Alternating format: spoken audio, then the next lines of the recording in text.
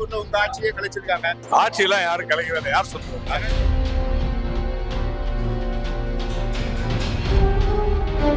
பொறுப்பின்மையோடு நடந்து கொண்டு அராஜகமான முறையில பிரதமரை விமர்சிப்பது என்பது இந்த நாட்டை விமர்சிப்பதற்கு ஈடாகும்.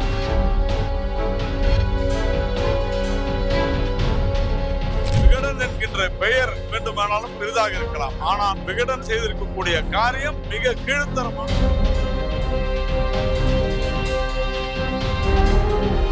தமிழகத்துல சட்டம் ஒழுங்கு சீர்கெட்டு மிக மோசமான நிலைமையில் உள்ளது. ஆனால் இங்க இருக்கக்கூடிய முதலமைச்சரோ பாலும் தேனும் ஓடுகிறது என்கிறார்.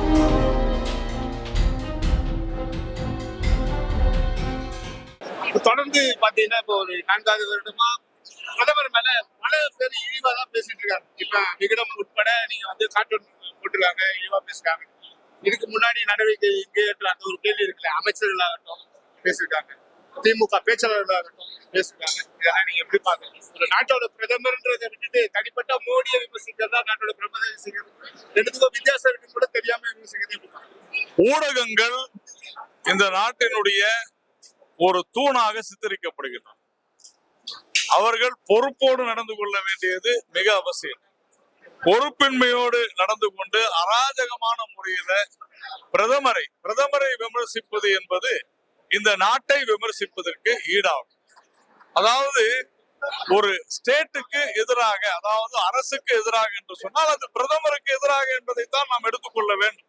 அரசாங்கத்திற்கு எதிராகத்தான் பேசுகிறார்கள். அதுவும் குறிப்பாக அமெரிக்காவில சட்டவிரோதமாக குடியேறிய இங்கிருந்து சென்றவர்களை அந்த நாட்டினுடைய சட்டப்படி அனுப்பும் பொழுது அவர்களுடைய பாதுகாப்பு விதிப்படி சட்டப்படி அனுப்புகிறார்கள். அதை நாம் சொல்லி இருக்கிறோம். இந்திய அரசாங்கம் அமெரிக்காவில இதை இப்படி ஒரு மனித உரிமை மீறல்களாக பேசப்படுகிறது, அதனால நீங்கள் அதை கவனித்து சரி செய்யுங்கள். சமீபத்தில் வங்காளதேசத்திலிருந்து இந்தியாவிற்கு சட்டவிரோதமாக வந்தவர்களை ஏன் இன்னும் இங்கேயே வைத்துக் கொண்டிருக்கிறீர்கள், ஏன் அவர்களை நாடு கடத்தவில்லை, அவருடைய நாட்டுக்கு அனுப்பவில்லை என்று நம்முடைய உச்ச நீதிமன்றம் கேட்டிருக்கிறது. அப்படிப்பட்ட அதே மாதிரியான சூழ்நிலை தான் அமெரிக்காவிலும் நிலவுகிறது. அப்ப அமெரிக்காவிலிருந்து அவர்கள் பல காரணங்களுக்காக அவர்களை கைவிலங்கிட்டு அனுப்புகிறார்கள். அவருடைய ஸ்டாண்டர்ட் ஆபரேட்டிங் ப்ரொசீஜர் SOP என்று சொல்வார்கள், அது அப்படி. அதை கருத்தில் கொண்டு பிரதமர் அமெரிக்கா சென்றிருக்கக்கூடிய ஒரு நேரத்துல இப்படிப்பட்ட இழிவான கருத்துக்களை விகடன் செய்வது என்பது அது ஒரு பத்திரிகை தர்மம் மட்டுமல்ல, இது பத்திரிகை அறத்துக்கு எதிரானது. எல்லாவற்றையும் விட இது கீழ்த்தரமான நோக்கத்தோடு செயல்பட்டிருப்பது இதிலிருந்து வெளிப்படையாக தெரிகிறது. இது வேண்டும் என்று உள்நோக்கத்தோடு செய்யப்பட்ட ஒரு விவகாரம். இதை பாரதிய ஜனதா கட்சி வன்மையாக கண்டிக்கிறது. இதை ஏதோ எப்பொழுதும் போல கடந்து விடுவோம் என்றெல்லாம் எண்ணக்கூடாது. விகடன் மீது சரியான முறையில சட்ட ரீதியான நடவடிக்கை நாம் எடுப்போம். இந்த நடவடிக்கைக்கு இந்தியா முழுவதிலிருந்து ஆதரவு வந்திருக்கு.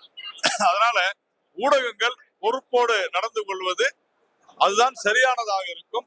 விகடன் என்கின்ற பெயர் வேண்டுமானாலும் பெரிதாக இருக்கலாம், ஆனால் அதனுடைய அந்த விகடன் செய்திருக்கக்கூடிய காரியம் மிக கீழ்த்தரமான ஒரு செயல்.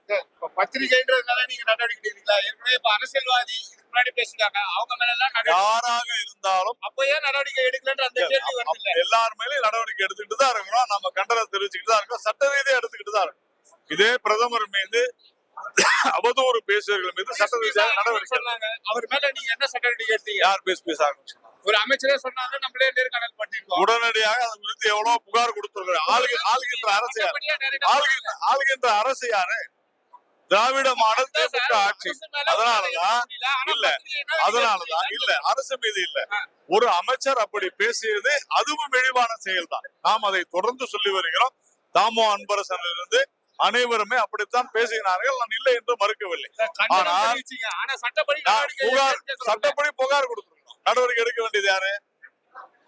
அப்புறமா இப்போ கொஞ்சம் இருங்க, அதெல்லாம் இல்ல.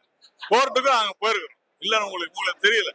இப்போ இந்த விவகாரத்துல ஊடகங்கள் அதற்கென்று ஒரு அமைச்சகம் இருக்கிறது, அந்த அமைச்சகத்துல புகார் கொடுத்திருக்கிறோம்.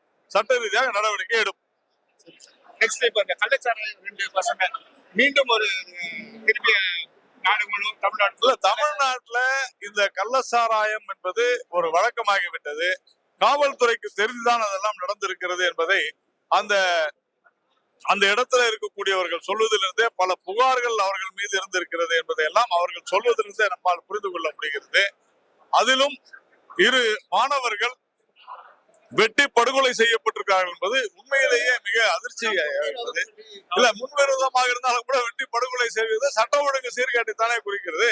இப்ப நான் பேசிக் கொண்டிருக்கிற இந்த தருணத்துல கூட அம்பத்தூர் தொழிற்பேட்டையில ஒரு ஹோட்டல்ல உணவகத்துல பணம் செலுத்தாத போன ஒரு நபரிடம் பணம் கேட்ட போது பட்டாக்கத்தை எடுத்து வெட்டிருக்கிறாங்க. அப்ப அந்த அளவிற்கு தான் இன்றைக்கு தொழில் செய்பவர்களால் தொழில் செய்ய முடியவில்லை, பாலியல் தொல்லைகளால் பெண்களால் வெளியே செல்ல முடிவதில்லை, அதே போன்று மாணவர்களால் எங்கும் செல்ல முடியாத ஒரு சூழ்நிலை, கொலை செய்யப்படுகிறார்கள், சங்கிலி பறிப்பு, வீடு புகுந்து கொள்ளையடிக்கிறார்கள். இப்படி தமிழகத்துல சட்டம் ஒழுங்கு சீர்கெட்டு மிக மோசமான நிலைமையில் வருது. ஆனால் இங்க இருக்கக்கூடிய முதலமைச்சரோ பாலும் தேனும் ஓடுகிறது என்கிறார். ஆனால் தினந்தோறும் வெட்டு குத்து என்று ரணகலமாகி கொண்டு ரத்த கலரியாகி கொண்டிருக்கு மாநில தலைவர். என்னதுங்க, துணை நடிகரா போக வேண்டியதானே நீங்க அறிக்கை விட்டுருக்காரு. சரியா தானே சொல்லிருக்காரு. ஏன் போக கூடாதா? போட்டோ ஷூட் எடுக்கிறாரு அப்படின்னா ஒரு முதல்வர் போறாரு, போட்டோ எடுக்கதான் செய்வாங்க. அதுக்காக அவர் வந்து துணை நடிகரா போயிடுவாரு. நான் என்ன சொல்றேன், துணை நடிகர்னா நீங்க வந்து போட்டோ ஷூட் மட்டும் இல்ல, துணை நடிகர்னா அவர் பேசுகின்ற வசனமும் கூட தொடர்ந்து தவறான முறையில உண்மைக்கு புறம்பான விஷயங்களை பேசி வருகிறார். அது தவறு என்று நாம் சொல்றோம். சரி சார், கடைசி கேள்வி சார். இது வரைக்கும் 356 நீங்க வந்து யூஸ் பண்ணவே மாட்டேன்னு சொல்லிருந்தீங்க. முதல் முறையா மணிப்பூர்ல உங்க ஆட்சியே கலைச்சிருக்காங்க. ஆட்சியெல்லாம் யாரும் கலைக்கவே இல்லை. யார் சொன்னது?